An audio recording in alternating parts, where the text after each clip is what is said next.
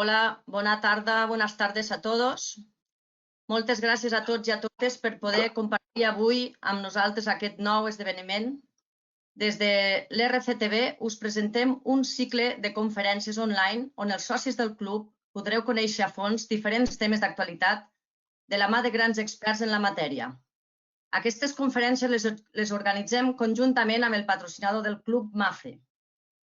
La conferència d'avui serà impartida pel nostre amic i soci del Reial Club de Tenis Barcelona, el senyor José María Gay de Liébana, i porta el títol Repensant el futur econòmic i la crisi de la Covid-19 i les seves seqüeles.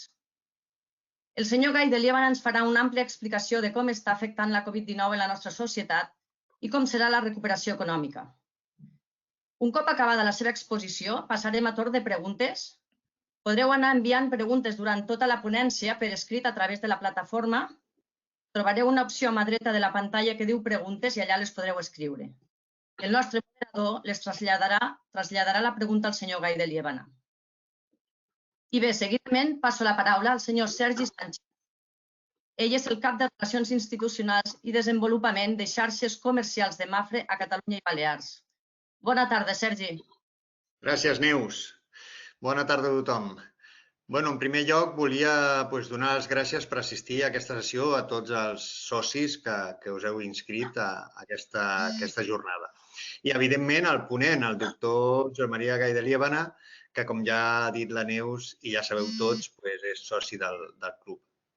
Com ja ha comentat Neus fa un moment, la sessió d'avui no serà l'única que farem, sinó que pertany a un cicle de jornades webinar que organitzarem conjuntament entre el Real Club de Tenis Barcelona i Mafre.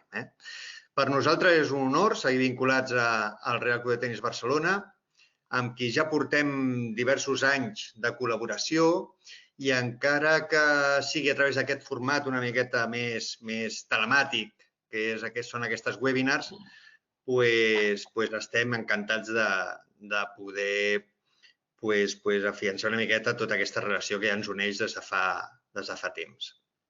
Agrair a totes les persones de Mafre, ja sigui el Jordi, el José María, el Ramon, el Joan, que han fet possible aquesta jornada, aquest cicle de jornades. I, lògicament, el Real Club de Tenis Barcelona també, a través del Genaro, de la pròpia Neus, la Mònica, el Salva, que també han fet possible que avui estem aquí i que sigui tot una realitat. Per últim, tampoc voldria acabar la meva intervenció sense agrair al Real Club de Tenis Barcelona com a institució la seva predisposició per organitzar aquests esdeveniments amb tots vostès. Simplement que disfrutin d'aquest cicle, que no podia començar d'una manera millor, penso, que és amb aquesta jornada, amb aquesta sessió, amb aquesta temàtica i amb el millor ponent que possiblement podem tenir. Així que a gaudir de la sessió. Gràcies, Neus. Moltes gràcies, Sergi. I a continuació passo la paraula al senyor Genaro Millet, que és el vicepresident social del Reial Club de Tenis Barcelona, perquè ens presenti l'acte i també el nostre ponent d'avui. Endavant, Genaro. Bé, moltes gràcies. No sé si me oís, pero no me vais a ver, porque tengo un problema, llamémosle técnico, como suele ocurrir muchas veces. Simplemente lo que quiero decir es que, efectivamente, como han dicho ya Neus y Sergio, hoy es el primer ponente de este ciclo, digamos, que se inicia hoy, y tenemos la suerte de contar con José María Gay de Liébana, a quien hay que agradecer su disponibilidad, pese a sus múltiples compromisos, y ha tenido la gentileza de acceder rápidamente a nuestra petición. Yo diría que no hace falta presentarlo, pues que es sobradamente conocido por todos, pero por destacar algo y por citar algo, pues diría que es académico numerario de la Real Academia Europea de Doctores, es profesor de la Universidad de Barcelona, doctor en Económicas y Derecho, censor jurado de cuentas, conferenciante y ponente en diversos foros y congresos académicos, y algo muy importante, sobre todo para él, que es perico hasta la médula. Yo diría que hoy espero que, José María, con tu intervención nos ayudes a ver un poquito de luz en este complicado entorno en el que nos encontramos. Y por último, pues agradecer a Mapfre pues, su inestimable colaboración, como ha dicho Sergio, en este ciclo y en general en los años que ya venimos colaborando conjuntamente. Y además, pues sobre todo a las personas del club que han hecho posible esto, como es el caso de María Rosa, de Neus, de Mónica Suárez, de Silvia y de mi compañero de Junta, Salva Segura, por la iniciativa en llevar a cabo este ciclo de conferencias y sobre todo en este nuevo y obligado formato. Así es que cuando quieras, José María. Muchas gracias. Bueno, Genaro, buenas, abrazo fuerte aquí. ¿Se me oye bien? ¿Se me oye bien? Muy bien.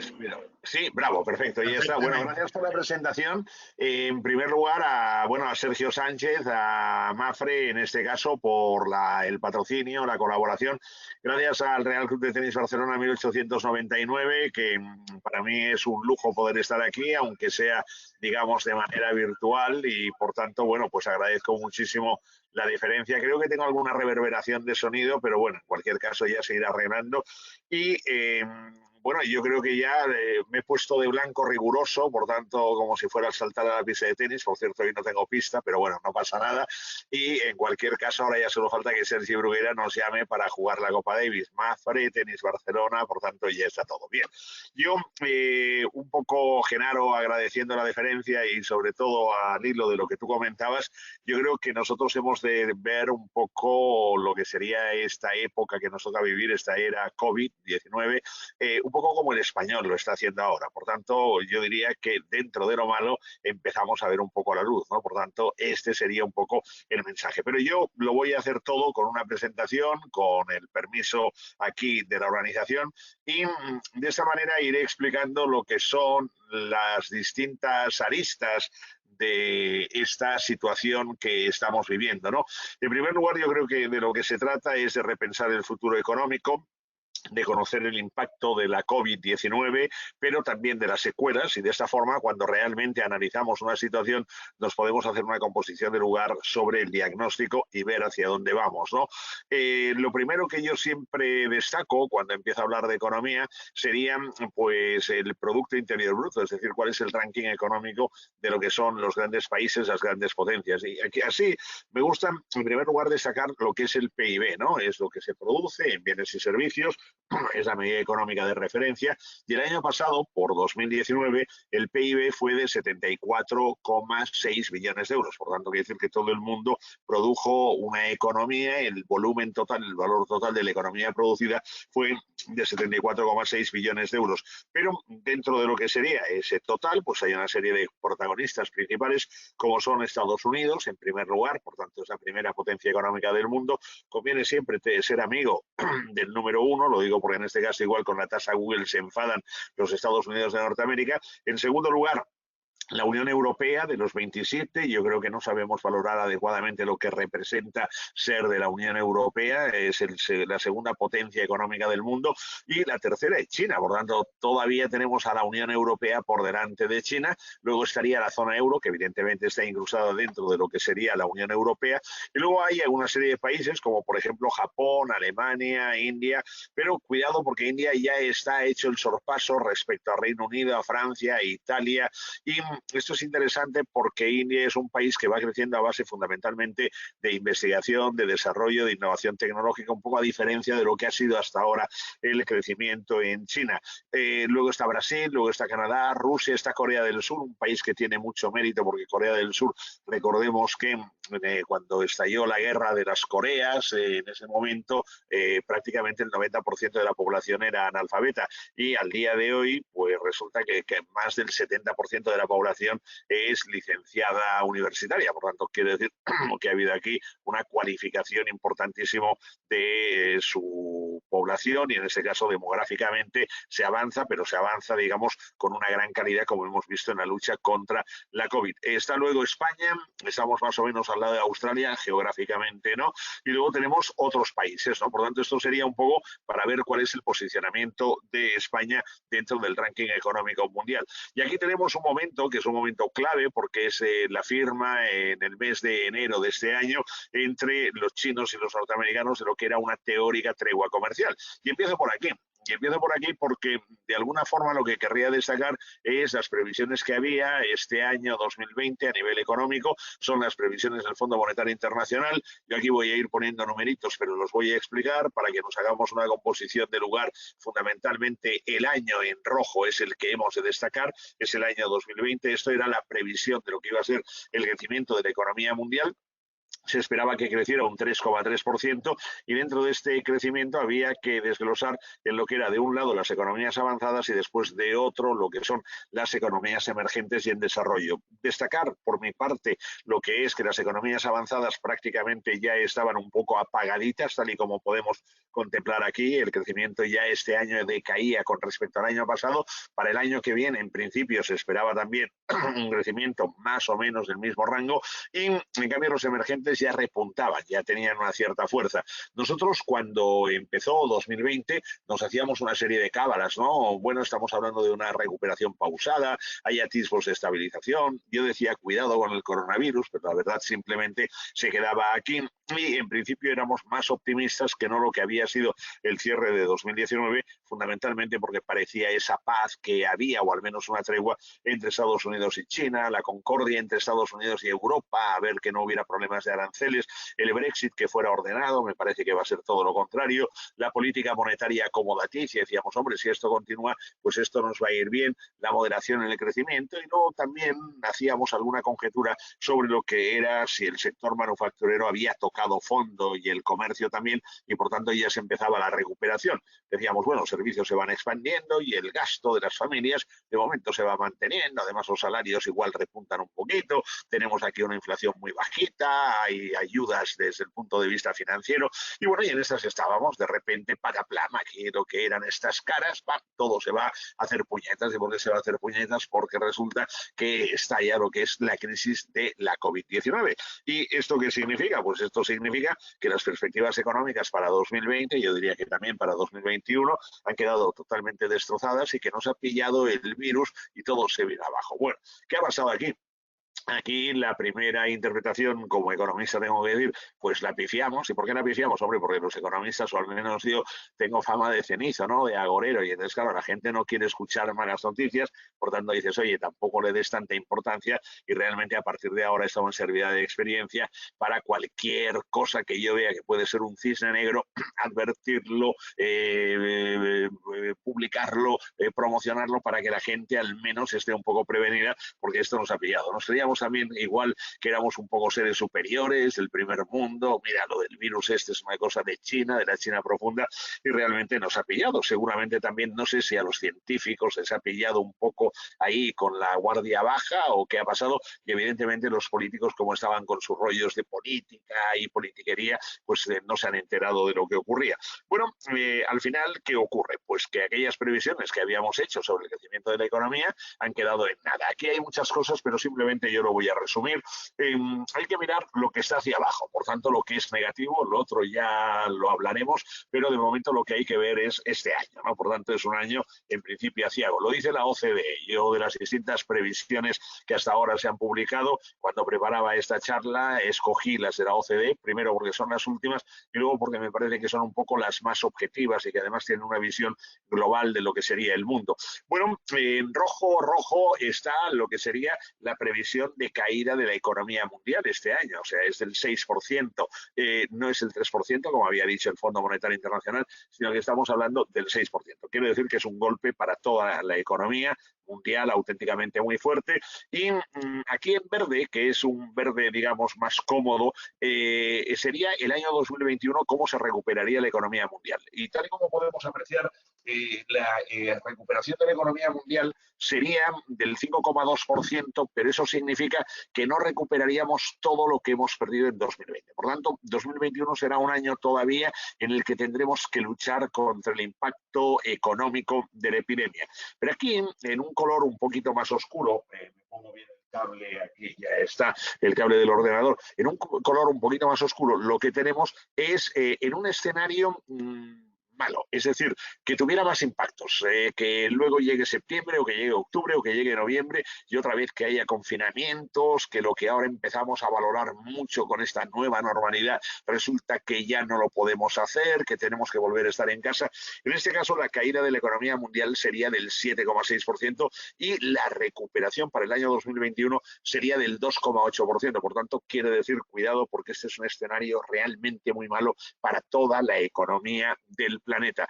Me voy al G20. El G20 son los grandes países, el grupo de los grandes, las 20 potencias económicas del mundo. La caída es fuerte en cualquier escenario, es decir, en el escenario de menos riesgo y en el de mayor riesgo, y la recuperación no va a ser prácticamente aquello de totalmente para absorber el año anterior. Estados Unidos puede tener una sacudida brutal, esto puede influir muchísimo en lo que es la intención de voto llegado el mes de noviembre, y la caída pronosticada por la OCDE es del 7,3% por lo menos, y la recuperación el año que viene no va a permitir absorber lo que es todo lo que se pierde ahora, todo el deterioro que hay.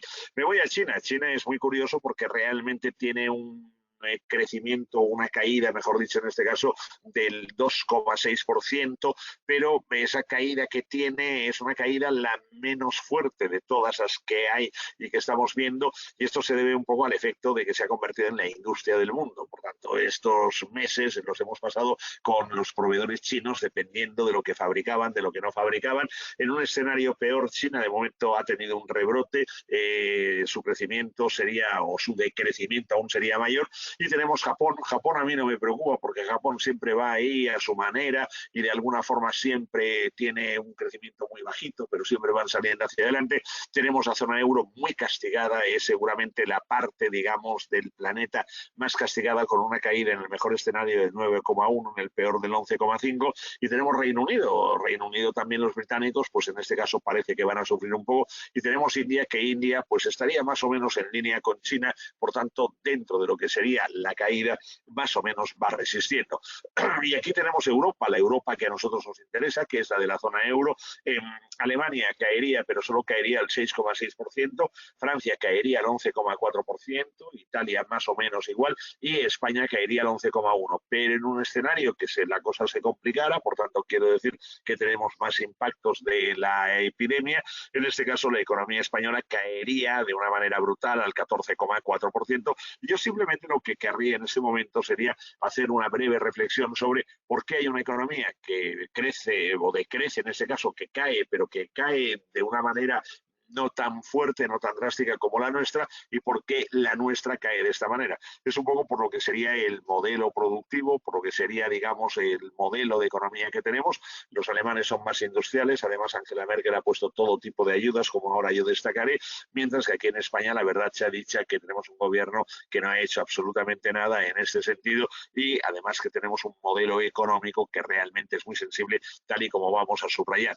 Bueno, había que contraatacar, por tanto, cuando hay grandes males, pues se exigen grandes remedios, y en este caso los bancos centrales han puesto, juntamente con las autoridades fiscales, han puesto pues lo que sería una lluvia de dinero al estilo de lo que decía Milton Friedman, ¿no? Del helicóptero, ¿no? Pues aquel helicóptero que era la metáfora del helicóptero tirando dinero a la gente. Esto es lo que ha hecho Donald Trump, y lo ha hecho poniendo pues más de 2 billones de dólares, de manera que las familias tienen dinero para de esta forma estimular el consumo, y luego incluso con un detalle muy interesante, que es que a las pequeñas y medianas empresas les ha dado préstamos por hasta 350.000 millones de dólares que no tienen que devolver, con la condición de que mantengan el empleo que tienen al día de hoy. Por tanto, están ahora sobreviviendo muchas empresas en cuanto al gasto de personal gracias al dinero que les está dando el gobierno. Alemania puso Angela Merkel 600.000 millones de euros, luego ha puesto 100.000 millones de euros, está bajando los impuestos, está dando subvenciones, está dando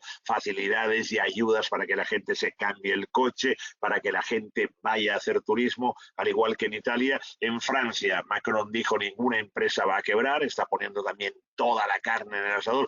Y en España nos hablaron de una movilización de recursos de 200.000 millones de euros que, la verdad sea dicha, estos 200.000 millones de euros no han acabado de llegar y nadie sabe dónde están, porque hay 100.000 millones en avales. De estos 100.000 millones en avales parece que ya hay 30 y algo mil de millones que ya se ha dado la luz verde, por tanto, quiero decir, no es lo mismo avalar que poner el dinero.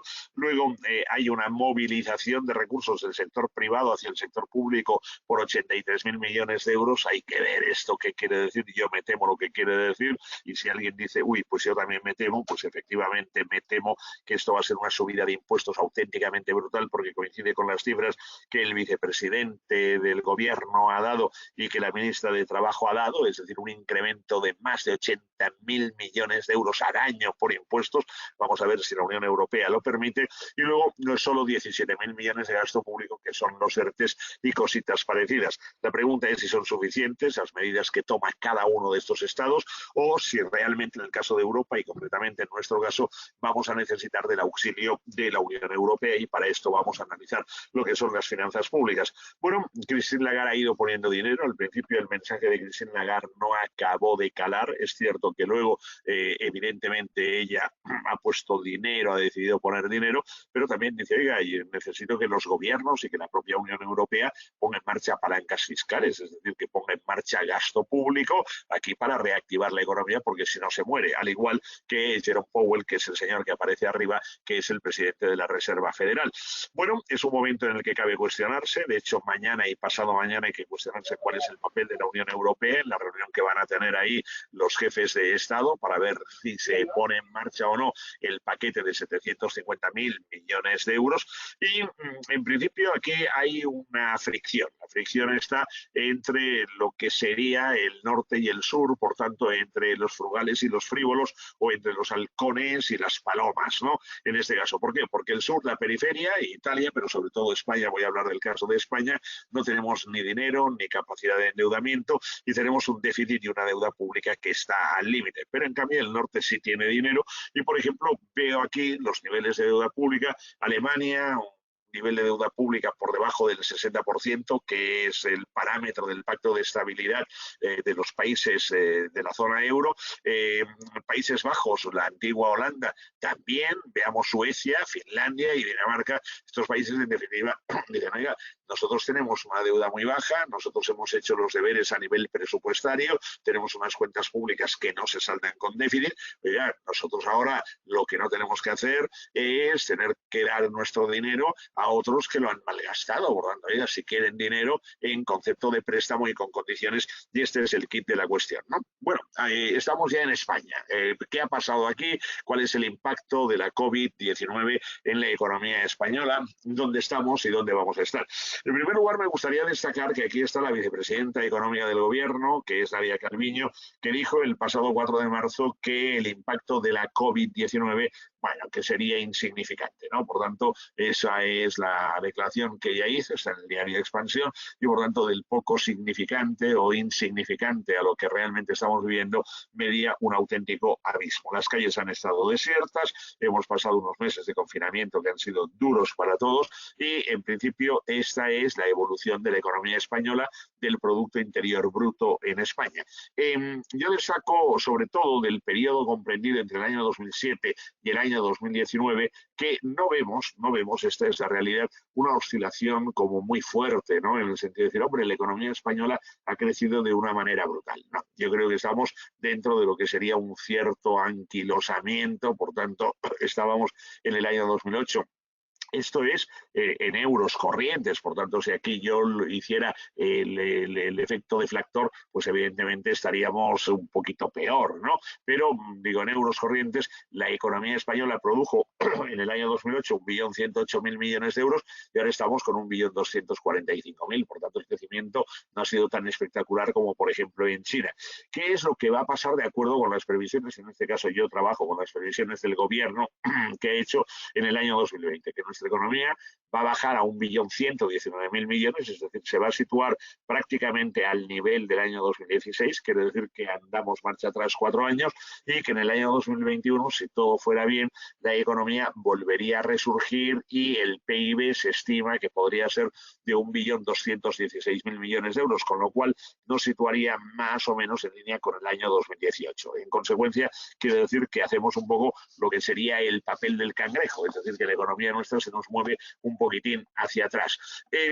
Todo el mundo está preocupado por la recuperación económica de España, si va a ser en V, la V es bajar y subir, si va a ser en U, la U es bajar, quedarse un poco abajo y luego subir, si va a ser en L, con lo cual suena depresión, o si será la W o lo que sería esta nueva letra, ¿no?, de que la Real Academia tendrá que de alguna forma reconocer y registrar en el diccionario, que es la V asimétrica, la V asimétrica. Y cuando hablamos de la V asimétrica, enseguida todo el mundo dice, no, hombre, esto es como en Nike. No, bueno, a mí me gustaría, Nike es aquello de que cae y luego sube, pero aquí no, la V asimétrica de la que estamos hablando es una V en la cual hay una bajada y que luego hay una caída una subida muy tenue, muy tenue. Y esto yo lo comparo con lo que sería la necesidad de hacer un aterrizaje abortado, ¿no? Yo he tenido la oportunidad de hacerlo, es un momento realmente duro, el avión va ahí, le dan entrada desde la torre de control, pero ve que no tiene pista el piloto y entonces el piloto toma la decisión de abortar el aterrizaje,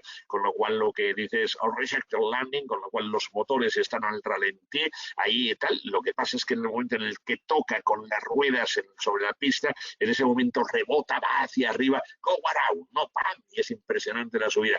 Bueno, para que esta subida fuera así, que esto sería una caída en V y una recuperación, por tanto, siguiendo la V, sería imprescindible algo, que los motores de la economía estuvieran, digamos, al ralentí. El problema que hemos tenido es que el planteamiento que se ha hecho por parte de nuestras autoridades ha sido realmente nocivo y nos encontramos con una destrucción empresarial. Hoy estaba yo con el vicepresidente de la COE compartiendo conferencia y la destrucción empresarial va a ser elevadísima, con lo cual quiere decir desaparición de empresas, desaparición de muchísimos puestos de trabajo.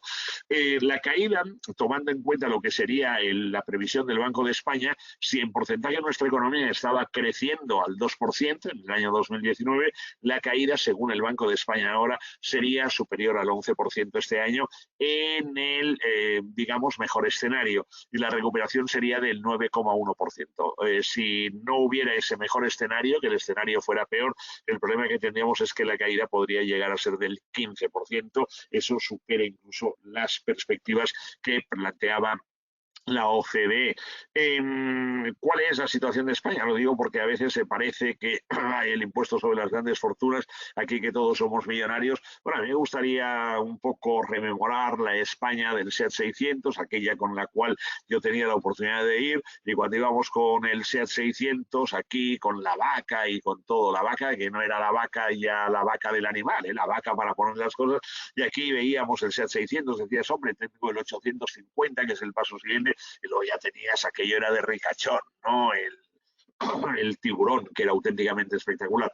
Bueno, cuando se habla aquí de poner el impuesto sobre las grandes fortunas y esto y lo otro, lo que hemos de destacar que es, bueno, fundamentalmente que aquí, tal y como podemos apreciar, lo que tenemos es que el PIB per cápita de 24.000 euros que era en el año 2008, estamos ahora en 26.440 euros. Por tanto, quiere decir que realmente el nivel de renta de los españoles es de aquello bajito a bajito. Y para ratificarlo, ¿qué hago? Pues lo comparo con lo que serían los otros países, los Estados miembros de la Unión Europea. Estamos ahí en rojo con 26.440 y estamos al lado de Eslovenia, Estonia, un poquito por encima de Eslovaquia. Estamos como Chipre, pero bueno, lo que es el entorno con el cual siempre nos estamos comparando, que sería Alemania, Austria, Bélgica, Dinamarca, Francia, Finlandia, Italia, estos países están muy por encima nuestro. Pero claro, yo sobre todo pienso en un país que en este caso es Irlanda que aparece aquí, que Irlanda tiene un PIB per cápita de 70.000 euros. Irlanda tiene un PIB de 70.000 euros, con lo cual quiere decir que está, bueno, prácticamente, pues, multiplicando por 3 lo que sería el PIB per cápita de España. Es un país que estuvo rescatado, que estuvo intervenido y sin embargo tiene este Producto Interior Bruto, ¿no? ¿Cuál ha sido nuestro problema? nuestro problema ha sido que lo hemos fiado todo al sector turístico, ha ido bien el sector turístico, tal vez igual es esa playa de Benidorm, el otro día estaba con los amigos de Benidorm y esas playas han estado desiertas hasta ahora y evidentemente esto tiene un pequeño inconveniente. ¿Cuál es el inconveniente? Pues un poco el modelo productivo al que yo antes me refería de España.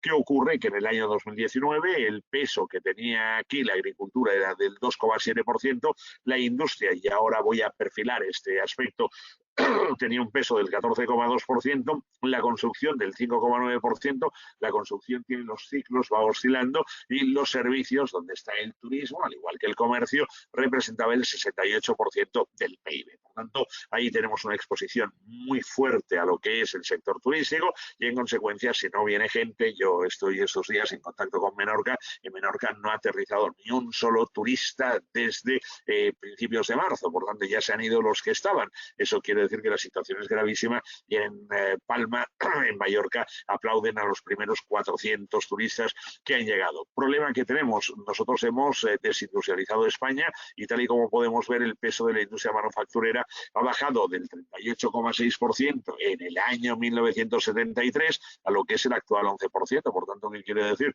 Que la industria aquí ha ido en franca retirada. Hombre, nos hemos desindustrializado, nos hemos deslocalizado. Sí, todo esto es culpa de la globalización, todo esto es culpa de que aquí los países emergentes y en desarrollo tienen una mano de obra mucho más barata, que tal igual, porque también es culpa de que aquí las cosas se han puesto en plan corsé, con subidas de impuestos tremendas, y al final resulta que hay un momento en el que las empresas deciden relocalizarse e irse. Vamos a ver ahora qué es lo que ocurre, porque lo ideal sería que hubiera un proceso de, digamos, relocalización hacia España y hacia Europa después de la experiencia.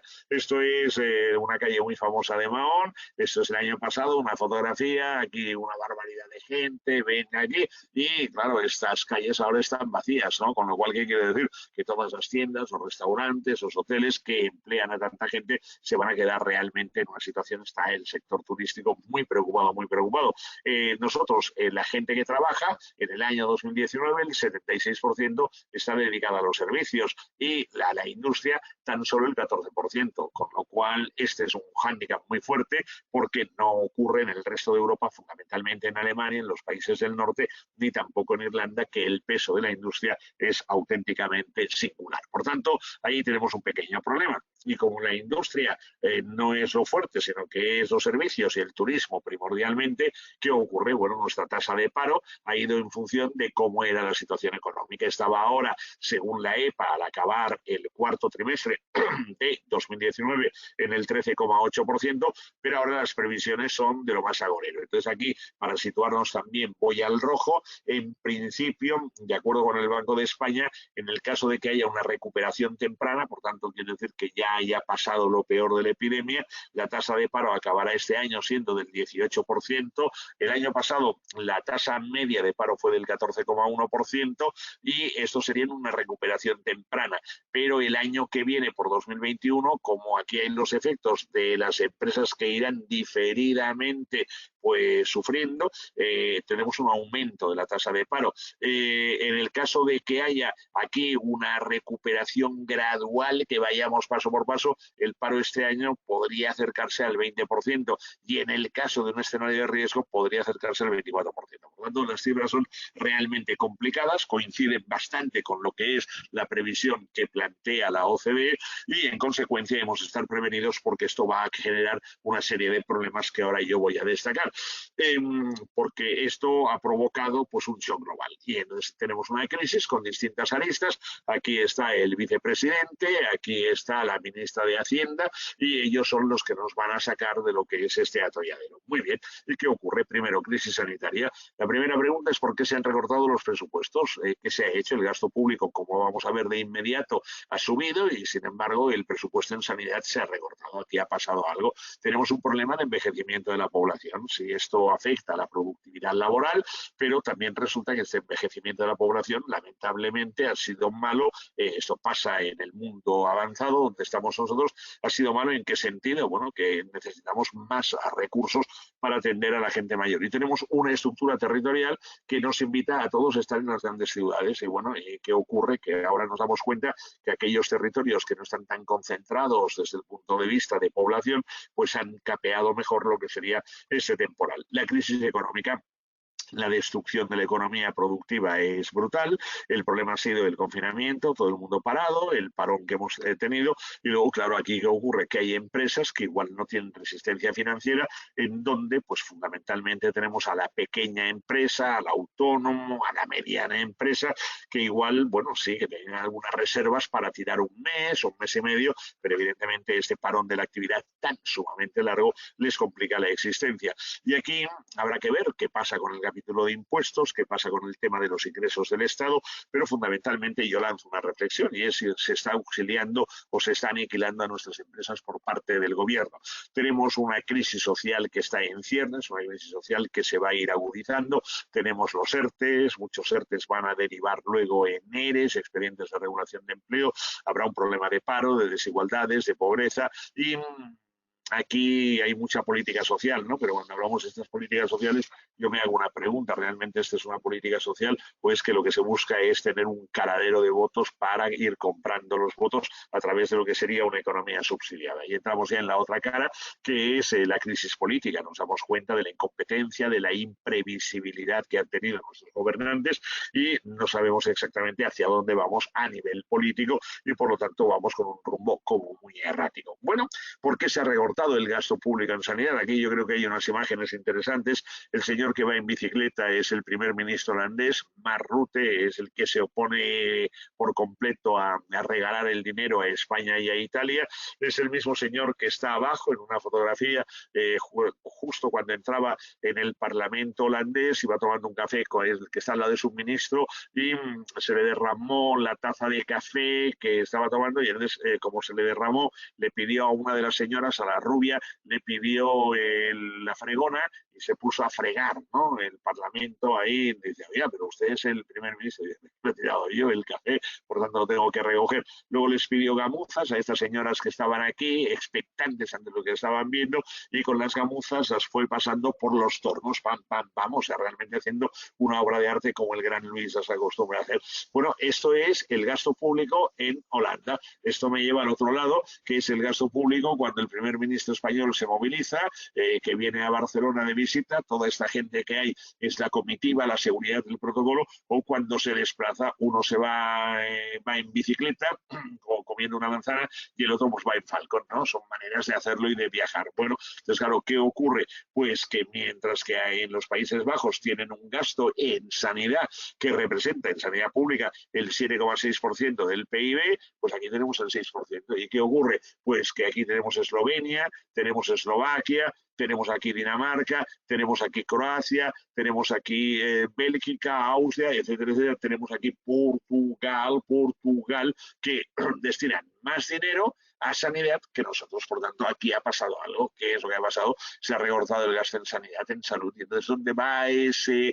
Si gastamos más, ¿dónde va el dinero? Bueno, pues evidentemente va a lo que sería pues toda esta parafernalia y toda esta pantomima. Y aquí llega el momento clave, el momento aquel que dicen, hombre, y esto no puedes tirarlo hacia adelante, voy a ir rápido para que nadie sufra, pero es el estigma de las finanzas públicas de España. ¿Qué ha pasado? Pues que desde el año 2008 hasta el año 2019, las empresas y las familias, tal y como aparece aquí, hemos rebajado nuestra deuda, la hemos rebajado y la hemos rebajado en casi 600.000 millones de euros porque estábamos muy endeudados y dijimos, hombre, hay que rebajar la deuda. Y mientras tanto, ¿qué ha pasado? Que la deuda pública, que ahora voy a desmenuzar, ha aumentado en 750.000 millones. Oye, aquí nosotros haciendo el gran esfuerzo y resulta que los otros venga a gastar. Ahora voy a entrar en lo que sería un poco, digamos, las intimidades de este capítulo. Primer tema que es duro, pero yo lo tengo que presentar para que entendamos lo que está pasando y lo que va a pasar y por qué tendrán que venir de Europa a ayudarnos y a rescatarnos. ¿Qué ocurre? Pues que aquí en color amarillo están los ingresos públicos y aquí en rojo está el gasto público. ¿Y esto qué entiendes? Bueno, estos son los ingresos y el gasto de todo el conjunto del Estado, es decir, de lo que sería la Administración Central, Madrid, por decirlo de esta manera, las comunidades autónomas, la seguridad social y luego las corporaciones locales. Entonces, claro, ¿qué problema hemos tenido? Pues bueno, hemos tenido un problema de que cada año se ha gastado más en rojo que lo que se ha ingresado. Cada año.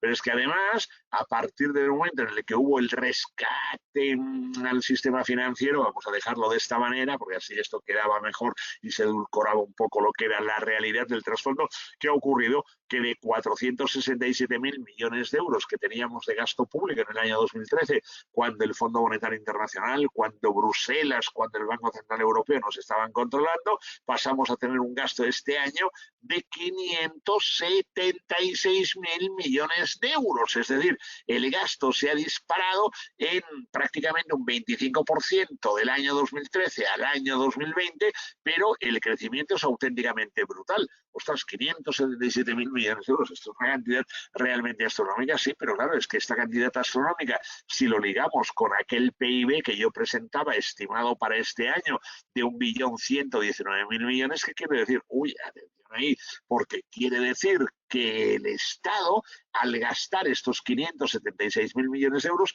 tendrá un gasto público que será el 51,5% del Producto Interior Bruto. ¡Ostras! Pues vaya el gasto público, sí, pero claro, esto tiene otra interpretación. ¿Cuál es?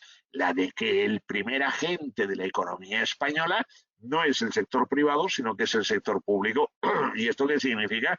Una economía intervenida en detrimento de lo que sería una economía de libre mercado. ¿Esto a dónde me lleva? Que si yo sumo lo que es el déficit acumulado desde el año, tomo un poquitín de agua, desde el año 2008 hasta el año 2020, sumamos 941.000 millones de euros de déficit. Es una cantidad astronómica que representa el 84% del PIB de España de este año. Pero cuidado, porque hay que ver si en 2020 el déficit será de los 115.000 millones previstos según el gobierno o será mayor. ¿Y qué pasará en 2021? Por lo tanto, aquí hay un suspense con las cuentas públicas impresionante. Es evidente que con ese déficit hemos roto lo que era por completo, ya llevamos muchísimos años, aquella condición de que el déficit público no puede superar el 3% en términos negativos del Producto Interior Bruto, y aquí el problema que hubo el año pasado, que era un año teóricamente bueno, es primero que nos corrigieron en Bruselas nuestras cuentas, luego que la Administración Central pierde, que las comunidades autónomas pierden, que la Seguridad Social pierde, atención ahí a la Seguridad Social, y que las corporaciones locales son las que en este caso ganan. Por tanto, aquí incluso ahora hay un trasfondo también problemático porque el Estado quiere echar mano de lo que serían las reservas que tienen los ayuntamientos para sostener el gasto público. Los ayuntamientos dicen, oiga, que este es nuestro dinero, que es un dinero que es intocable. Bueno, ¿qué pasa? El señor de la manzana, claro, el señor de la manzana dice, oiga, yo voy a trabajar en bicicleta cuando voy a trabajar de cada día de mi casa a mi despacho como primer ministro, pero claro, es que nosotros tenemos un superávit del 1,7%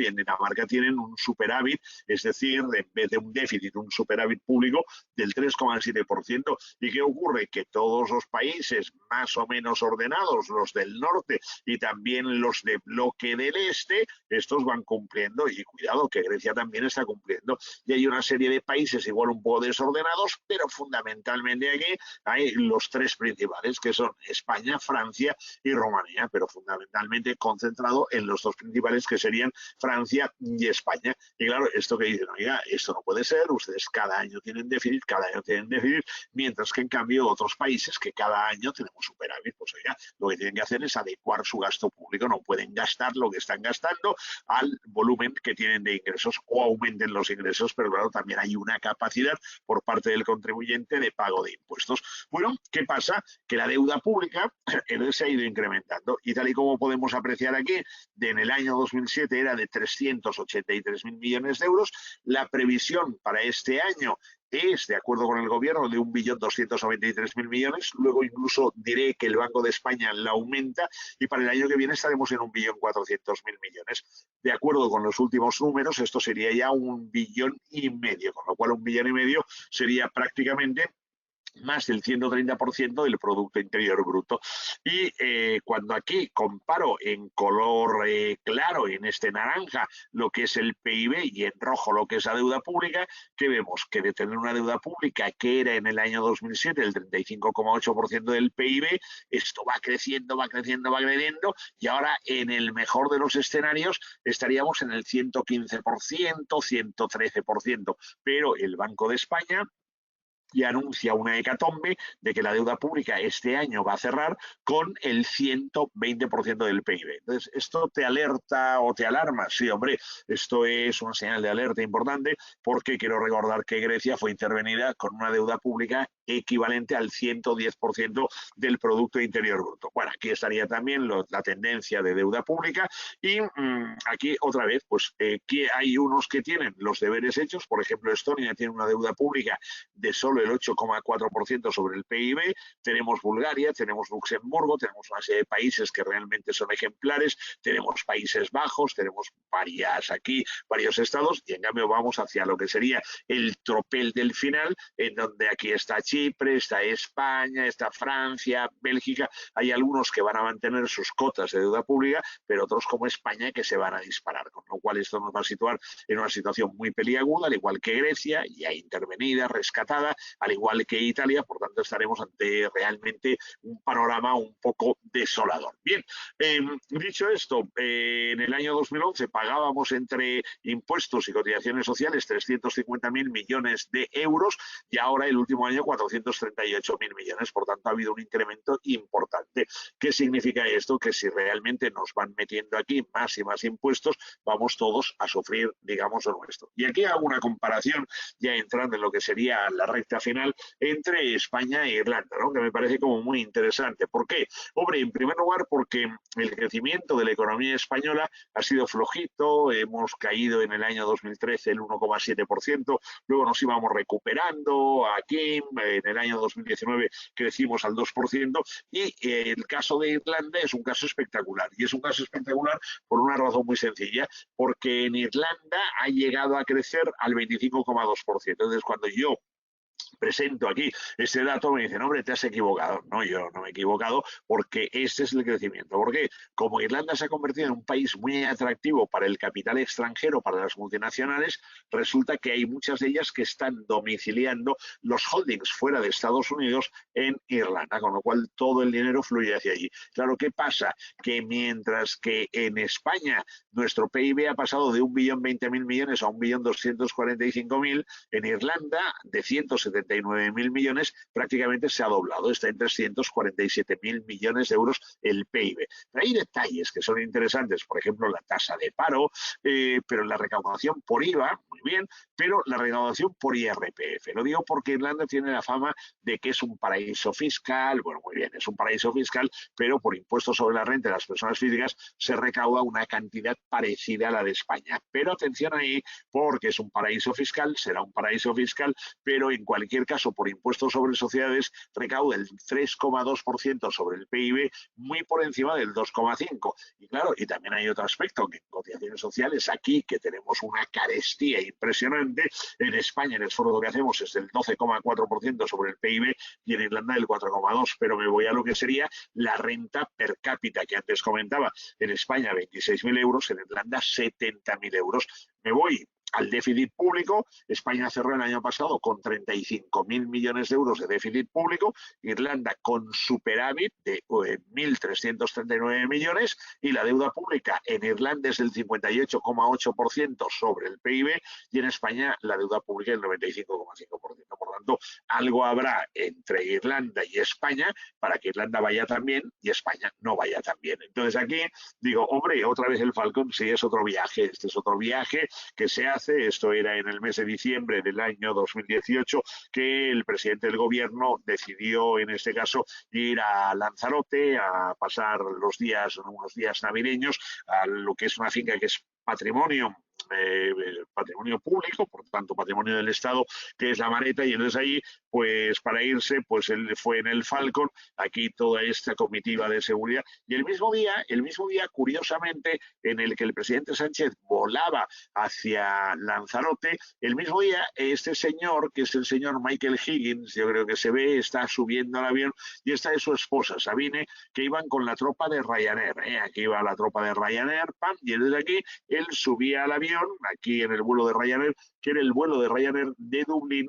a Las Palmas de Gran Canaria, ¿de acuerdo? O sea, vuelvo atrás, esta es la fotografía del viaje que hace el presidente del gobierno, que va de Madrid a Lanzarote a pasar unos días, y justo el mismo día el presidente, Michael Higgins, que todavía no saben quién es, Michael Higgins y Sabine, que se iban desde Dublín a Las Palmas de Gran Canaria. Bueno, entonces yo digo, bueno, comparo el gasto público sobre PIB en porcentaje, cómo ha evolucionado España y cómo ha evolucionado Irlanda, por tanto lo comparo.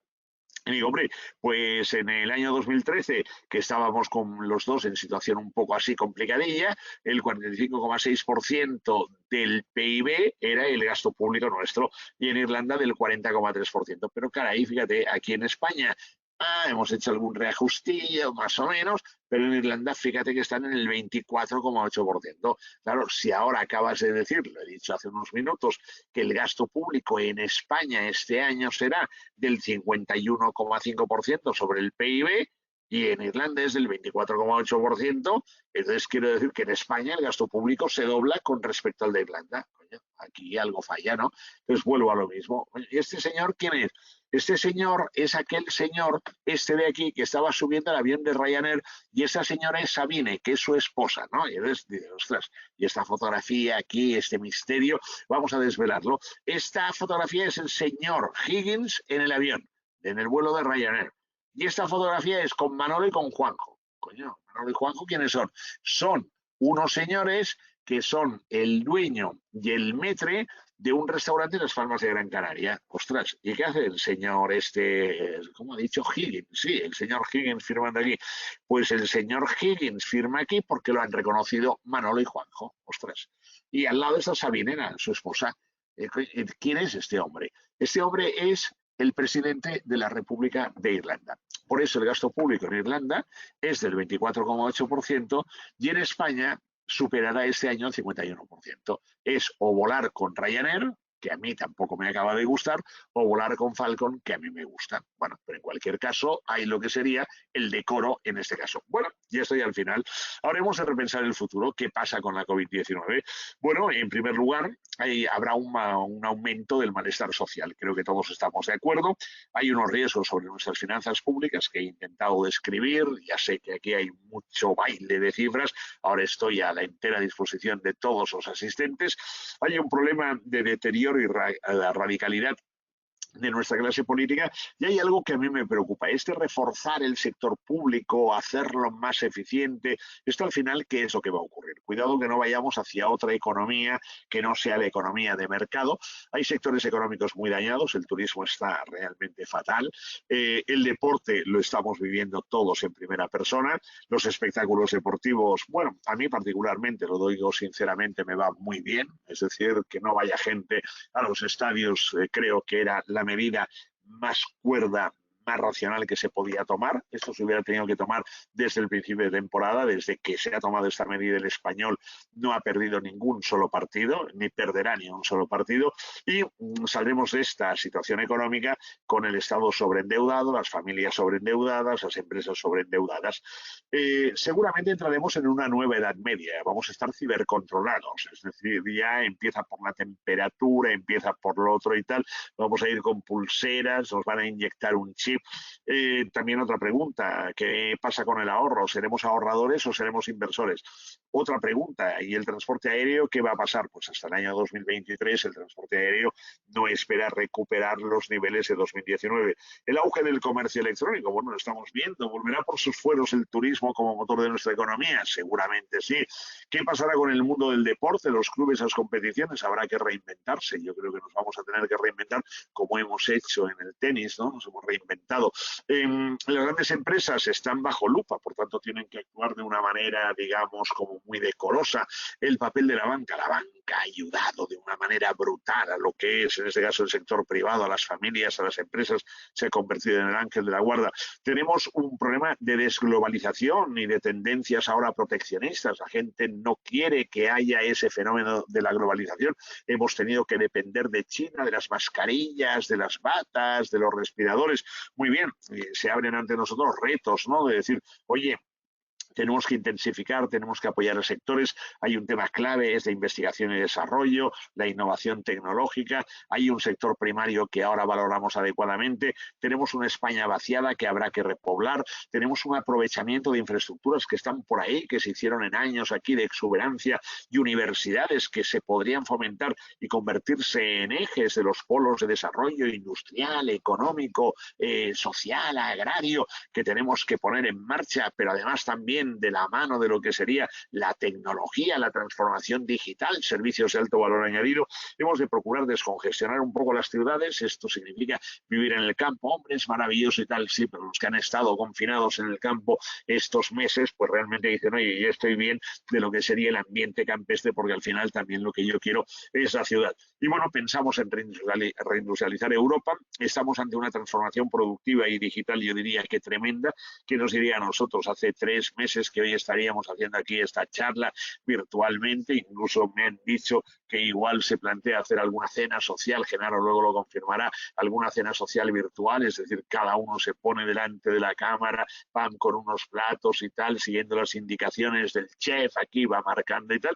Es decir, entramos en esta transformación digital.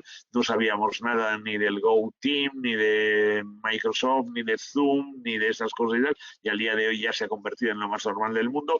Hay que contar con las empresas porque son el motor de nuestra economía, por eso hay que apoyarlas mucho, y yo creo que hemos de recapacitar sobre lo que es el sector sanitario, el impulso. Seguramente vamos a tener un nuevo modelo de sociedad teletrabajando. Yo estoy aquí todavía en lo que sería mi cuartucho de casa, pero me veía un diseño de un piso en Madrid que ahora se ponen a la venta, y bueno, ya tienen lo que es le llaman la COVID Room. La COVID Room es la sala, digamos, para tener conferencias y todo esto, es decir, la sala de teletrabajo, para estar al margen de lo que sería el hogar. Por tanto, estamos dando un paso brutal. Bueno, seguramente a partir de ahí vamos a tener un nuevo orden económico y geopolítico con China al frente, cada vez recortando las distancias más con Estados Unidos. Nos damos cuenta de lo importante que es ser autosuficiente, por tanto, ese proceso, digamos, de otra vez tener industria, de ser muy fuertes a nivel nuestro económico, y seguramente saldremos intervenidos y rescatados, que yo creo que es lo mejor. Y bueno, y también nos hemos de preguntar el papel que tendrá el fútbol en nuestras vidas. No es lo mismo ir al fútbol que no ir al fútbol, no es lo mismo ver un partido con el estadio lleno que no verlo. El Godó, ¿cómo lo haremos? ¿Habrá gente? ¿No habrá gente? Yo imagino que ya todo finalmente se podrá solventar. Y ya acabo con el paradigma económico. Creo que hemos de apostar por la sanidad, por la reindustrialización de España, por el sector primario, por potenciar el papel de universidades a través de investigación, desarrollo e innovación tecnológica, lo que lamentablemente no tenemos en España, y por revisar el gasto público, y esto lo tendríamos que hacer en base a lo que sería un presupuesto base cero, pero este presupuesto base cero lo tendrían que hacer gente que supiera, es decir, tendríamos que provocar que los políticos den un paso al lado y, por tanto, dejar el país durante una temporada, durante unos años, en manos de tecnócratas, de gente que sepa, de gente que, en definitiva, vea cuál es el rumbo que hemos de seguir.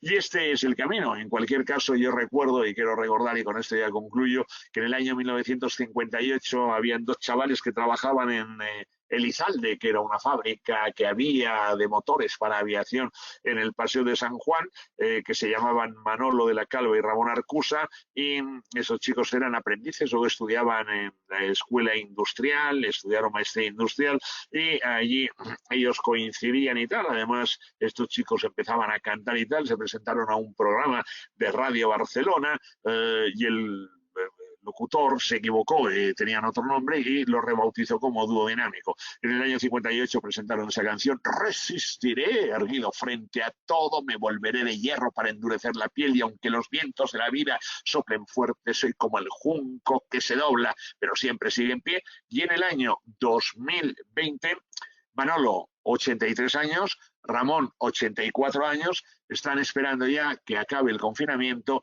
para actuar en el liceo. En el liceo los tendremos aquí cantando al dúo dinámico Resistiré, erguido frente a todo. Y con esto yo ya he acabado, creo que está bien, ¿no? Por tanto, la paliza, y ya vuelvo a lo que sería el webinar aquí tranquilamente. Ha sido una paliza monstruosa, pero bueno, creo que la habrán soportado más o menos bien.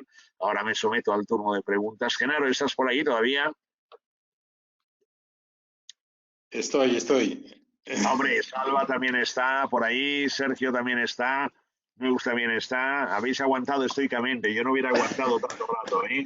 Que conste, porque sé lo duro que es esto, sé aquí lo durísimo que es, por tanto, no querría yo acá de esto. Gracias por haber aguantado. Gracias, José María, por la intervención. Yo creo que nos has ilustrado perfectamente cuál es el panorama actual, al mismo tiempo que también pues nos estás diciendo un poco y evidenciando la cruda realidad que estamos viviendo y que seguramente nos espera. Hemos recibido varias preguntas que si me permites te lanzo. Bravo, encantado de la vida, soy todo oídos. Venga, pues la primera, no voy a decir el nombre de las personas que nos lo han enviado por protección de datos, por si acaso, pero bueno, la primera, además por orden cronológico, ha sido un socio del club que nos dice que le gustaría saber si tiene algún dato sobre el valor total de los ERTE que se han presentado hasta hoy y quién va a asumir ese coste. Bueno, en principio estaríamos hablando de unos 5.000 millones como máximo, y este coste lo asume, está dentro del paquete de los 17.000 millones de euros. Cuando yo he desglosado lo que era la movilización de recursos de los 200.000 millones que dijo el presidente del gobierno, había de un lado 100.000 millones en avales, de otro lado 83.000 millones en lo que es una movilización de recursos del sector privado, y luego hay 17.000 millones de euros que sería la parte en la cual estaría el coste de los ERTE. En principio, creo que la previsión estaría a lo sumo en 5.000 millones de euros de lo que sería el coste directo para el Estado de los ERTE. Y aquí estoy incluyendo salarios satisfechos y también lo que serían las bonificaciones que hay o exenciones en seguridad social mientras tanto. Por tanto, tampoco es que sea tan elevado. Lo que ocurre es que es más gasto sobre el que inicialmente ya estaba previsto, que eran los 577.000 millones de euros. Sergio? Muy bien. También otro socio nos pregunta, José María, ¿cuáles son los diferentes programas que se están aprobando a nivel de la Unión Europea para cubrir los gastos sanitarios, recuperación y cómo funcionan? En parte ya lo has comentado en tu intervención, pero si quieres añadir algún detalle más. Bueno, de hecho, es una pregunta muy interesante, pero que yo voy a responder matizando un aspecto. Estamos a la espera de lo que mañana se decida, pero bueno, ya llevamos desde el mes de abril que estamos a la espera de lo que se decida, y claro, evidentemente poner de acuerdo a 27 personas, bueno, a 27 estados, esto es muy difícil, sobre todo cuando unos tienen una manera de ver las cosas de acuerdo con sus cuentas públicas, que yo lo comentaba, y otros tienen otra manera de ver las cosas de acuerdo con sus cuentas públicas, que yo también lo comentaba. Por tanto, quiere decir que esto va a ser muy difícil de que congenien. Pero en cualquier caso, mañana se tendría que poner en marcha lo que es, digamos, esos 750.000 millones de euros. Pero un momento, porque estos 750.000 millones la Comisión lo tiene que aprobar, tiene que aprobarse por parte del Consejo Europeo, luego tiene que ratificarse por el Parlamento Europeo. Una vez esto es así, va a cada uno de los estados, el gobierno de cada estado lo tiene que aprobar y lo tiene que ratificar el Parlamento. Con lo cual quiere decir que esto, como pronto, yo calculo año 2020, bueno, pues en 2090 estará ya aprobado. Por tanto, quiero decir, esto siendo un poco, digamos, optimista, ¿eh? Si fuera pesimista diría, este siglo no se aprueba, lo digo porque realmente vamos aquí totalmente retardados. Pero hay un aspecto, es decir, estos 750.000 millones de euros es para la reconstrucción, o sea, para reconstruir un país, ¿de acuerdo? Y esto no tiene nada que ver con la situación de España en estos momentos, que la deuda pública está aquí apretando, que no hay dinero en la caja del Tesoro y que hay que pedir y mendigarlo. Con lo cual, entonces, en Europa le dicen, oiga, si usted ahora tiene un problema para pagar su deuda y para hacer frente al déficit, la vía no se equivoque. no es el dinero de la reconstrucción, los 750.000 millones, sino que es ir al MED, el Mecanismo Europeo de Estabilización. Y ahí está habilitado, hay 500.000 millones de euros para rescatar a los países europeos que lo necesiten. Con lo cual, en España nos podemos encontrar con rescate de un lado, más lo que venga de lo que serían esas cantidades. En definitiva, quiero decir que todo va a ser en concepto de préstamo. Luego hay la otra interpretación, Sergio, que dicen, no, esto será una transferencia. Bueno, sí, una transferencia, pero claro, la Unión Europea, ¿de dónde saca el dinero? La Unión Europea pide el dinero a los mercados financieros a través de un préstamo que va a vencer de 2028 a 2058 y cuando tenga que devolver el dinero, ¿qué va a hacer la Unión Europea? ¡Pam! ¿Sacará el dinero por arte de magia? No, la Unión Europea pedirá a los Estados miembros que hagan una mayor contribución y además la Unión Europea va a aprobar nuevos impuestos que pagaremos los ciudadanos para pagar ese dinero que ahora nos transfieren o nos prestan. Por tanto, el panorama es complicado en cualquier caso, ¿eh? Me he extendido un poco, pero creo que eso hay que puntualizarlo porque todos nos hacemos un lío con el dinero que viene de Europa. No, precisemos el dinero que puede llegar a España, qué fuentes tiene y qué características tiene. Gracias, José María, porque creo que esto has ayudado a aclarar bastante el concepto de lo que, y creo que ha respondido muy bien a la pregunta que nos hacía el compañero. Una socia en este caso nos comenta lo siguiente, que los principales países europeos están vinculando sus ayudas a la aceleración de la introducción de nuevas tecnologías, con el objetivo de esa neutralidad climática que también se está subiendo al carro pues casi todos los países y lógicamente la Unión Europea entre ellos en su conjunto. ¿Qué podríamos hacer para no perder ese tren nosotros también y no destruir sectores industriales, claves como hay en la economía actualmente? Hombre, yo fundamentalmente apostaría por una reindustrialización seria de España. Esta reindustrialización para mí le inspiraría en lo que eran aquellos planes de desarrollo económico y social de los años finales de los 60, el tardofranquismo, 70, que vivimos, que estaban dirigidos por Laureano López Rodó, en donde estaba Fabián Estapé, que fue decano y rector decano de la Facultad de Económicas y rector de la Universidad de Barcelona. Entonces, yo creo que esa sería la fuente de inspiración, aquellos planes de desarrollo. Hombre, pero aquellos planes de desarrollo, aquellos planes de desarrollo son lo que es Citroën hoy en día en Vigo, lo que es SEAT en Martorell y lo que ha sido Nissan hasta ahora acá, lo que es Puertollano, lo que es Sevilla y el Airbus, lo que es Palencia, lo que es Valladolid con Renault, lo que es Madrid con las fábricas que tienen automóviles. Por tanto, yo creo que fueron auténticamente dinamizadores de la economía y sobre todo tenían un objetivo muy claro, que era el evitar o compensar un poco el problema de desequilibrios regionales. Por tanto, se hicieron para apoyar aquellas regiones de España que eran menos, digamos, productivas, que estaban más descompensadas, y yo creo que efectivamente se cumplió. Yo creo que hoy hay que pensar en una reindustrialización muy seria. Esto significa poner dinero, pero poner dinero que además los ayuntamientos podrían facilitar terrenos encantados de la vida, dar ayudas para que haya obra pública que además generaría empleo, y esta obra pública podría ser acabar infraestructuras estas que igual estaban más o menos o que no están ahora en condiciones, ponerlas bien, y luego sobre todo potenciar muchísimo lo que serían las universidades. En cada provincia prácticamente hay una universidad, convertirlas en ejes de ese desarrollo económico, industrial, agrario, por ejemplo, y entonces ahí hay algo clave, es decir, este paso hacia adelante se tiene que hacer de la mano con lo que sería la revolución tecnológica. Por tanto, hemos de hacer una reindustrialización no pensando en la vieja fábrica de siempre, sino pensando en lo que es el mundo tecnológico. Por tanto, en esa simbiosis que se da al día de hoy entre servicios e industria, por tanto, lo que se llama en el mundo tecnológico la serviindustria. Pero claro, entonces aquí lo que tendríamos que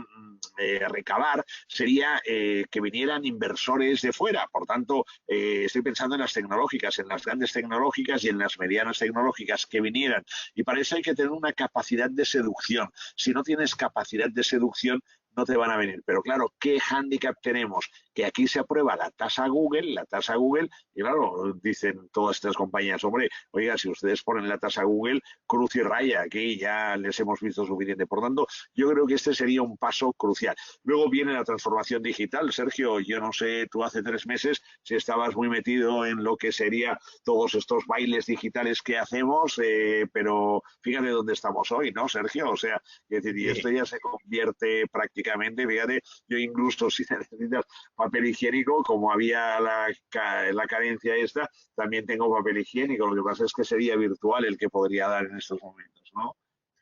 Muy bien. Pues sí, y estoy de acuerdo, bueno, creo que lo que comentabas de las universidades, realmente, y supongo que vas en la misma línea, realmente han de ser un impulsor en el tema también de investigación, desarrollo y las nuevas tecnologías. Al final, creo que de la mano de las empresas privadas, sobre todo, y desde esa colaboración público-privada que debe haber muchas veces entre las compañías privadas y el sector público, pues las universidades tienen que fundamentar ese eje de una manera importante. Tengo más preguntas, José María, no sé cómo vas de tiempo, Yo pero no sé, tenemos... hombre, tengo 10 minutos más, hombre. Oye, todos de aquí por los amigos, porque de aquí saldrá algún doble. Aquí seguro que sale algún doble, por tanto hay que darle Seguro aquí que con todo el entusiasmo para el doble. ¿Tú juegas, Sergio, también o no? sí, le doy, pero Venga, no tan bien como tú, me han dicho. No. Yo en el doble más o menos sé ahí rematar el punto y tal. Pam, ahora tengo que acabar de ajustar. Mar López me tiene que ajustar alguna cosa, pam ahí, pero bueno, si no, aquí habrá siempre alguien. Carlos Costa también me dijo que me ayudaría. Pam. A veces la volea de revés se me queda que no es tan matadora como antes, ¿eh? Muy bien. José María, nos lanzan más preguntas. Una muy concreta. ¿Crees que España será oficialmente rescatada o se edulcorará el término, aunque tendremos ese rescate de manera efectiva? Bueno, el político que pide el rescate, pues evidentemente ya este sabe que al día siguiente tiene que dejar la Moncloa o en un plazo máximo de 15 días. Se va a edulcorar, se va a decir que hay un plan de ayudas de la Unión Europea, etcétera, pero hay una cuestión que a mí ya de alguna forma se deja entrever, que es, hoy lo publica la prensa, ¿no? Parece que hay como un acercamiento entre Partido Socialista y Partido Popular. Parece que hay como un acercamiento. Ese acercamiento no es algo natural, sino que es algo que está tutelado desde Bruselas. O sea, desde Bruselas han dicho, oiga, aquí ustedes vienen al MEDE, nosotros les vamos a dar el dinero con condiciones, pero aquí lo que no queremos es a unos porfiados que estén aquí, venga aquí, tal cual, aquí que llevan el pelo largo recogido por atrás y tal, o sea, muy bien, aquí lo que queremos es gente como Dios manda. Por tanto, aquí pacten, que haya acuerdos y tal, y vengan aquí. Entonces, yo creo que tiene que haber un rescate. Las fechas del rescate se van un poco barajando. 2020 igual es un año que, como toda Europa, está más o menos castigada. No es el momento para que nos den el rescate, aunque podría ser a partir de septiembre. Lo digo porque la caja está bastante seca. El tema de los ERTEs en concreto, el que ha habido gente que no ha cobrado hasta la semana pasada, no han cobrado el ERTE, hombre, es que es el papeleo y tal. El papeleo siempre es excusa de mal pagador, ¿eh? Por tanto, yo soy mayor. Cuando un tío, no, es que, oye, que aquí los papeles, que tal, los trámites y tal. Oiga, mire, yo soy mayor, ya sé de qué va esto. Un tío que tal, es que no tiene dinero para pagar. Por tanto, no hace falta que me empiece con excusas. Por tanto, no hay dinero para pagar, Porque voy a decir algo más también, Sergio. El dinero de las mascarillas y de todo esto, del material sanitario y tal, ¿cómo es que los aviones llegaban a Zaragoza y llegaban a Coruña y no llegaban a Madrid? ¿Cómo es? Pues coño, porque Amancio Ortega pagaba los aviones, pagaba el material y pagó todo lo que había. 300 millones de euros ha puesto Amancio Ortega en este sentido. Y en Zaragoza, porque hay el centro logístico de Inditex para el sur de Europa. ¿Y cómo es que había aviones que iban a Valencia? Pues porque ahí está Juan Roig, ahí están los empresarios valencianos que costeaban los aviones. Ya está. ¿Y cómo es que el gobierno no compraba? Coño, pues porque decía que ya lo pagaría y los chinos decían, oiga, me lo paga al contado. Si usted no me lo paga al contado, no le vendo. Iban los franceses, los italianos, los alemanes, ya pagaban al contado y se lo daban. Entonces, vamos a necesitar. Si no es en 2020, será en 2021. La situación de la deuda pública, lo que yo decía, ¿no? Estos gráficos que he presentado, que sé que son espesos para los que no son avezados en temas económicos y en finanzas públicas, pero quería demostrar esto. Cuidado que esto se va a disparar entre 2020 y 2021 y ya tenemos una deuda sobredimensionada. Por tanto, alguien nos tendrá que ayudar, ¿no? O nos dejan caer, ¿no? Pero bueno, yo prefiero que nos ayuden. Yo quiero que España sea, lo digo tan claro, que España sea intervenida y rescatada. Yo quiero que sea intervenida y rescatada. Hombre, ¿y por qué? Porque si no estaremos demasiado cerca de Caracas y no me interesa en estos momentos estar cerca de Caracas. Soy duro, soy duro. Sí, sí. Gracias, José María. Una pregunta que se repite por más de un miembro. En la crisis de 2008 el sector inmobiliario tocó fondo. Bueno, un poquito más tarde, al cabo de 5 o 6 años, es cuando realmente esa curva pues llegó a tocar ese fondo que comentábamos. Ahora mismo, ¿cómo se contempla ese sector inmobiliario de la construcción con esta crisis? Bueno, yo creo que la ventaja ahora que hay es que el sector inmobiliario de alguna manera no es responsable ni muchísimo menos de esta crisis. Por tanto, el sector aquella fue una crisis, Sergio, fundamentalmente del sector inmobiliario, construcción también, no, porque enseguida lo adjudicamos al inmobiliario, pero es que aquí se construía y luego el sector financiero, ¿no?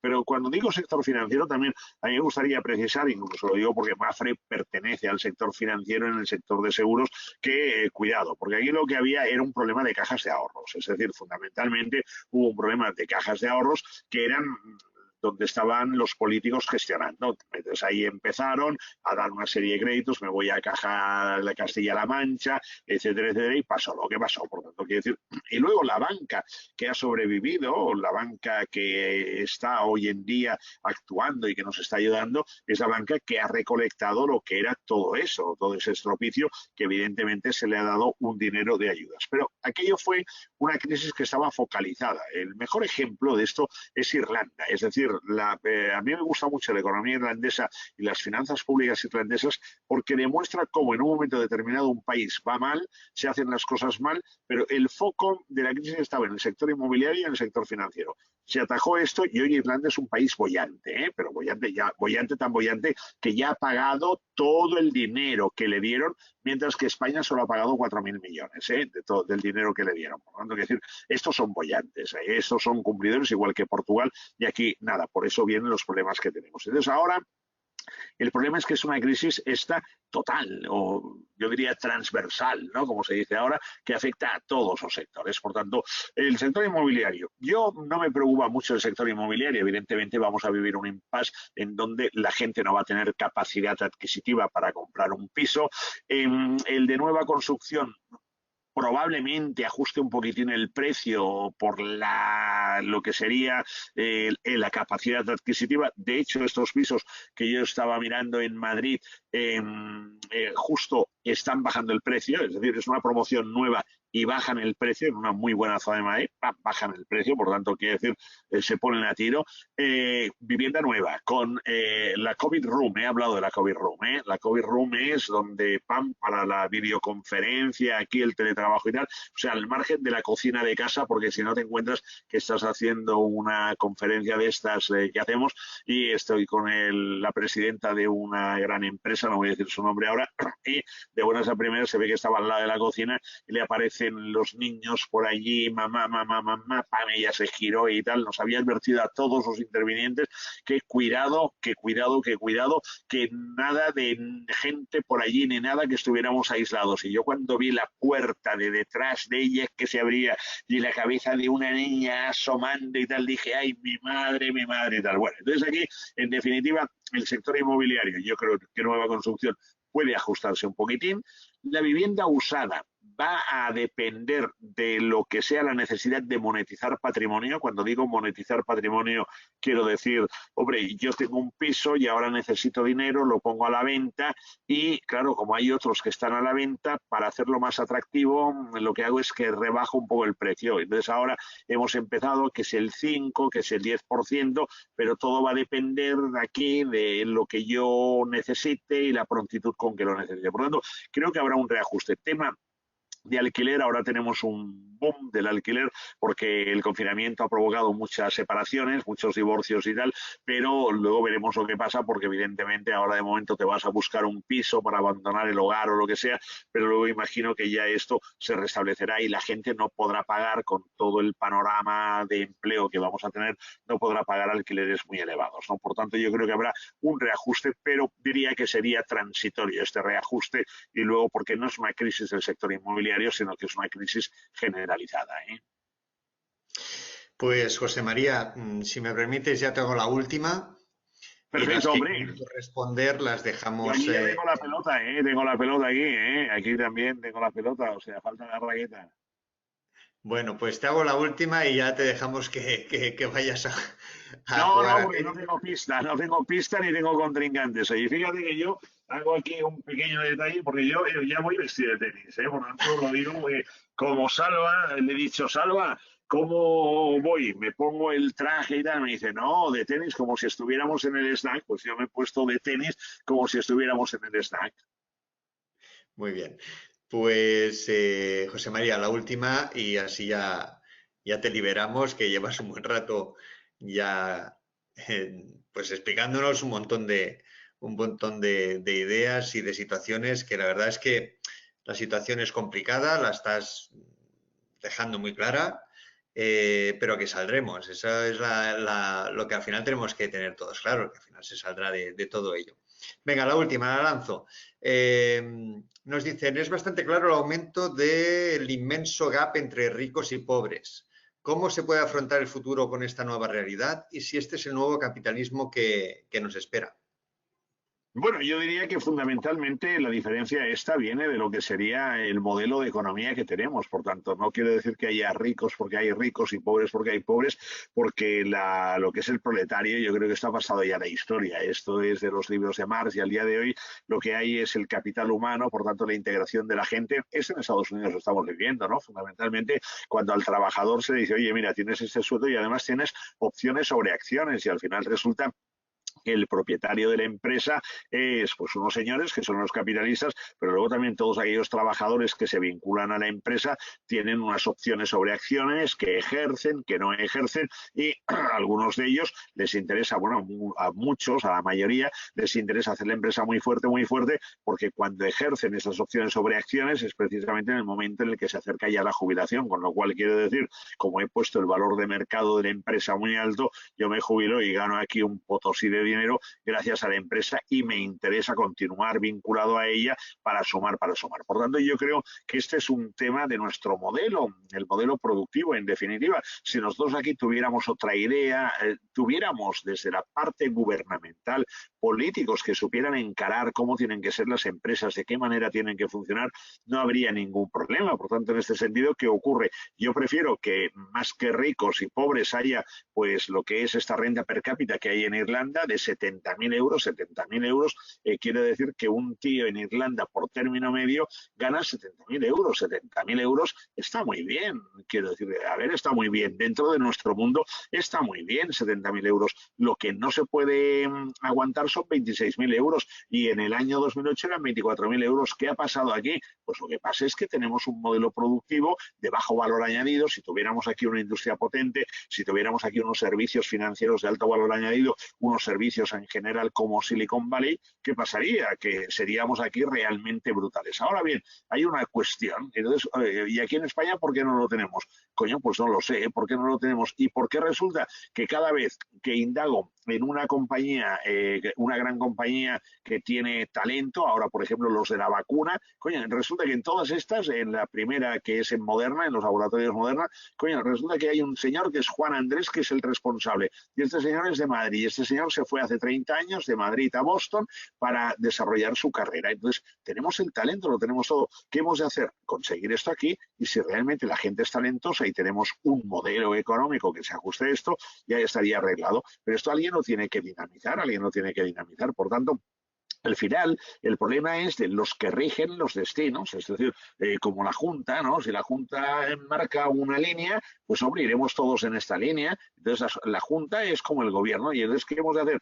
Marcar, ver la visión, saber dónde queremos ir. Bueno, pues esto es lo que hemos de hacer. Entonces, a mí el gap pues evidentemente con este modelo, ¿qué pasa? Que ahora la gente, toda esta gente que estaba trabajando de camarero en un bar, que ahora no abre el bar o que no tiene clientes y que no necesitan al camarero, y además incluso algún bar como por ejemplo el Bar Baviera de Pamplona ya tiene Alexia, que es una robot que se mueve, que va entregando las consumiciones y todo todo electrónico, algo brutal, Alexia en funcionamiento. Entonces la pregunta es, este camarero Manolo, ¿qué pasa con este camarero Manolo? Coño, que este camarero Manolo tendría que ir hacia la industria. ¿Qué hay que hacer? Cualificarlo para que esté integrado dentro del sector industrial, prepararlo para que sea en definitiva industria. ¿Qué pasaría?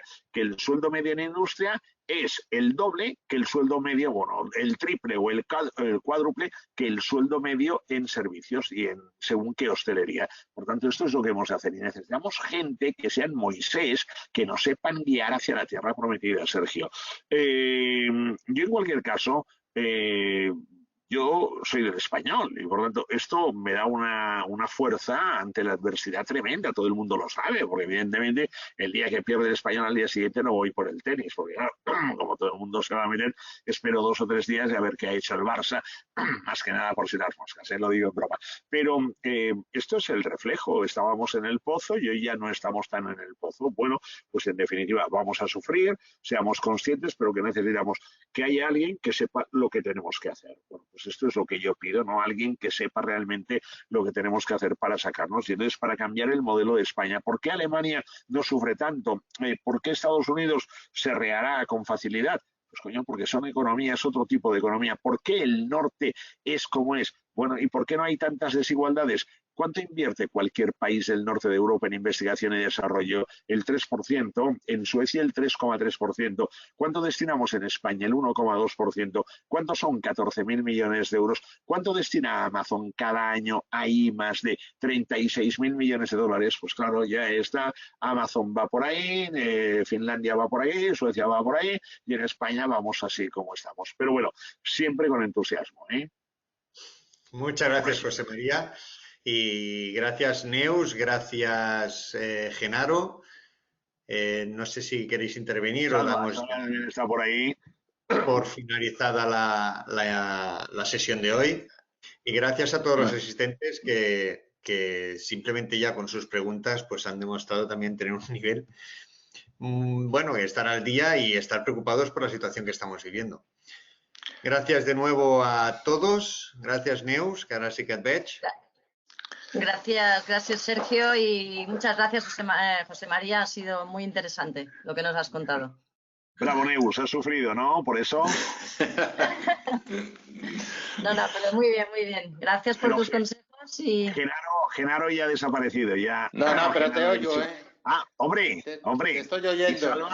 Y Salva, tampoco lo veo por acá. Salva ya está, ya ha dicho, uy, vaya panorama. Estoy por aquí. Sí. Bravo ahí. Muchas gracias, José María. Muchas gracias, José María. Abrazos muy fuertes a todos, luego nos veremos. Ánimo ahí, que vaya bien. Nos vemos por el club. Muchas gracias por todo. Adiós, muchas gracias, Sergio. Hasta luego. Gracias a vosotros. Adiós. Chao.